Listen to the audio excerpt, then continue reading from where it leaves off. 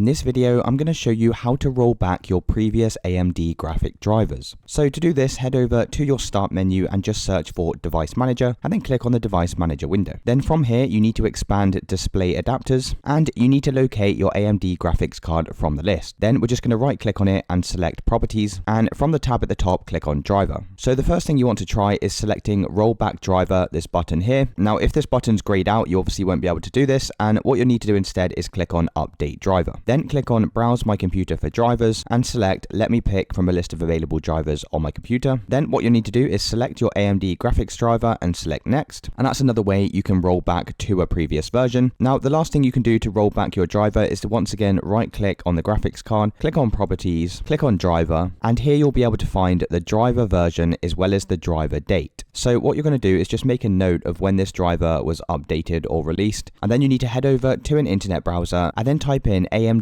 drivers download, click on the top search result, scroll all the way down to search or browse drivers, click on graphics from the list, and then you'll need to select the graphics card that you have installed on your computer. Once you've selected your graphics card, click on submit, and then scroll all the way down and you'll be able to see this link here that says previous drivers. So go ahead and click on that, select the version of Windows that you're using, and here you'll be able to download all of the previous versions of your AMD driver, and it will have the dates next to it so you'll know exactly which one to download. And once you've found the driver, you can just click on this download button here, and it's as simple as that, guys. That's how you roll back your AMD drivers. If you did find this video helpful, then let me know in the comments below and I'll see you in the next one.